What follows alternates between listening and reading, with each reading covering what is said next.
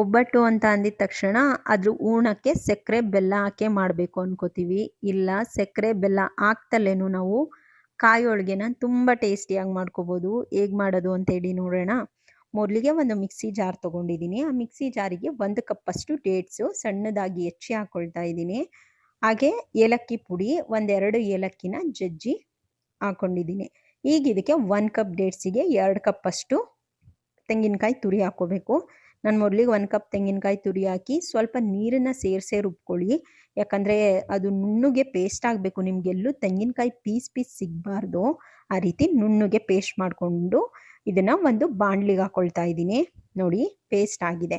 ಈಗ ಇದೇ ಮಿಕ್ಸಿ ಜಾರಿಗೆ ಮತ್ತೆ ಇನ್ನೊಂದು ಕಪ್ಪಷ್ಟು ತೆಂಗಿನಕಾಯಿ ತುರಿನ ಹಾಕಿ ರುಬ್ಕೋತಾ ಇದ್ದೀನಿ. ನೀವು ಬೇಕಿದ್ರೆ ಎಲ್ಲ ಮಿಕ್ಸ್ ಮಾಡಿಬಿಟ್ಟು ಕೂಡ ಒಂದೇ ಸಲ ರುಬ್ಬೋದು. ಮಿಕ್ಸಿ ಜಾರ್ ದುಡ್ದಿತ್ತು ಅಂತ ಹೇಳಿದ್ರೆ ಈ ರೀತಿ ನೀಟಾಗಿ ಪೇಸ್ಟ್ ಮಾಡ್ಕೊಳ್ಳಿ. ಇದಕ್ಕೂ ಅಷ್ಟೇ ಸ್ವಲ್ಪ ನೀರನ್ನ ಹಾಕಿ ಪೇಸ್ಟ್ ಮಾಡಿದ್ದೀನಿ.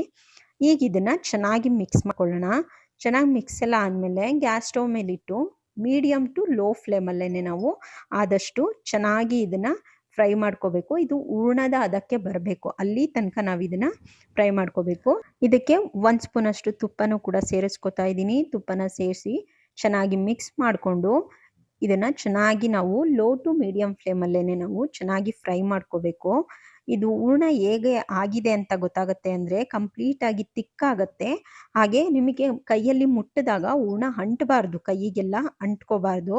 ಅಲ್ಲಿ ತನಕ ಚೆನ್ನಾಗಿ ಇದನ್ನು ಫ್ರೈ ಮಾಡ್ಕೋಬೇಕು. ನೋಡಿ, ಹೂರ್ಣ ಅದಕ್ಕೆ ಬಂದಿದೆ, ಕಲರ್ ಕೂಡ ಚೇಂಜ್ ಆಗುತ್ತೆ. ನೋಡಿ, ಕಂಪ್ಲೀಟಾಗಿ ಬಾಣಲಿಲಿ ಎಲ್ಲೂ ಕೂಡ ಅಂಟ್ತಾ ಇಲ್ಲ.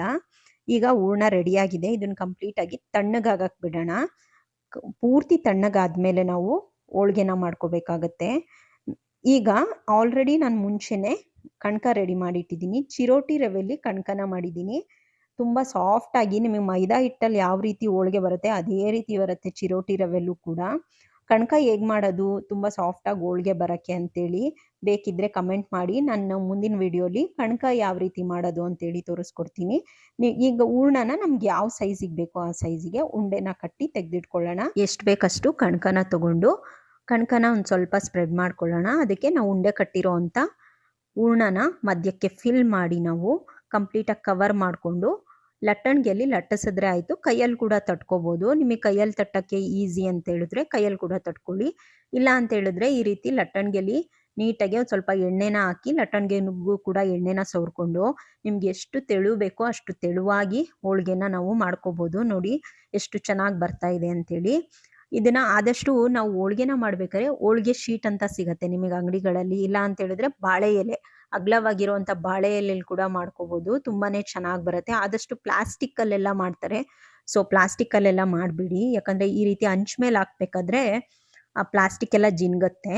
ಈಗ ನೋಡಿ, ಹಂಚ್ ಮೇಲೆ ಹಾಕ್ತಾ ಇದ್ದೀನಿ. ಕಾಯ್ದಿರೋ ಅಂಥ ಹಂಚಿಗೆ ಹಾಕಿ ಎರಡೂ ಸೈಡು ಚೆನ್ನಾಗಿ ಬೇಯಿಸ್ಕೊಂಡ್ರೆ ಆಯಿತು. ಹಾಗೆ ಡೇಟ್ಸ್ನ ತಗೋಬೇಕಾದ್ರೆ ಡೇಟ್ಸ್ ಪ್ಯಾಕೆಟ್ ಹಿಂದ್ಗಡೆ ನೋಡಿ ಆ್ಯಡೆಡ್ ಶುಗರು ಮತ್ತು ನ್ಯಾಚುರಲ್ ಶುಗರ್ ಎಷ್ಟಿದೆ ಅಂತೇಳಿ ಅದರಲ್ಲಿ ಮೆನ್ಷನ್ ಮಾಡಿರ್ತಾರೆ. ಆದಷ್ಟು ಆ್ಯಡೆಡ್ ಶುಗರ್ ಇರೋವಂಥ ಡೇಟ್ಸ್ನ ತಗೋಬೇಡಿ. ಯಾಕಂದರೆ ಡೇಟ್ಸಲ್ಲಿ ಆಲ್ರೆಡಿ ಸಕ್ಕರೆ ಅಂಶ ಇರುತ್ತೆ. ಸೊ ಅದಕ್ಕೆ ಸಕ್ಕರೆ ಹಾಕಿರೋ ಅಂಥದ್ದು ತಗೊಂಡ್ರೆ ನೀವು ಆರೋಗ್ಯಕ್ಕೆ ಒಳ್ಳೇದಲ್ಲ. ಸೊ ಹಾಗಾಗಿ ನೋಡ್ಬಿಟ್ಟು ತಗೊಳ್ಳಿ. ನಾನಿಲ್ಲಿ ಯಾವುದೇ ರೀತಿ ಆ್ಯಡೆಡ್ ಶುಗರ್ ಇರೋ ಅಂಥದ್ದು ತೊಗೊಂಡಿಲ್ಲ ಡೇಟ್ಸ್ನ. ಈಗ ಇದನ್ನು ಎರಡು ಕಡೆ ಚೆನ್ನಾಗಿ ಬೇಯಿಸ್ಕೊಂಡ್ರೆ ಟೇಸ್ಟಿಯಾಗಿರುವಂಥ ಕಾಯೊಬ್ಬರು ರೆಡಿ ಆಗುತ್ತೆ. ನಿಮಗೆಲ್ಲೂ ಕೂಡ ಇದು ಡೇಟ್ಸ್ ಹಾಕಿ ಮಾಡಿರೋದು ಅಂತ ಅನ್ಸೋದಿಲ್ಲ, ಅಷ್ಟು ಟೇಸ್ಟಿಯಾಗಿರುತ್ತೆ. ನೀವು ಕೂಡ ಈ ರೆಸಿಪಿನ ಟ್ರೈ ಮಾಡಿ, ಹೇಗಿತ್ತು ಅಂತ ಕಮೆಂಟ್ ಮಾಡಿ. ಹಾಗೆ ನನ್ನ ಚಾನಲ್ನ ಸಬ್ಸ್ಕ್ರೈಬ್ ಮಾಡ್ಕೊಳ್ಳಿ. ಈ ವಿಡಿಯೋ ಇಷ್ಟ ಆದರೆ ನಿಮ್ಮ ಫ್ಯಾಮಿಲಿ ಫ್ರೆಂಡ್ಸಿಗೂ ಶೇರ್ ಮಾಡಿ. ಮತ್ತೆ ಮುಂದಿನ ವಿಡಿಯೋಲಿ ಹೊಸ ರೆಸಿಪಿಯೊಂದಿಗೆ ಬರ್ತೀನಿ. ಅಲ್ಲಿ ತನಕ ಎಲ್ಲರಿಗೂ ಧನ್ಯವಾದಗಳು.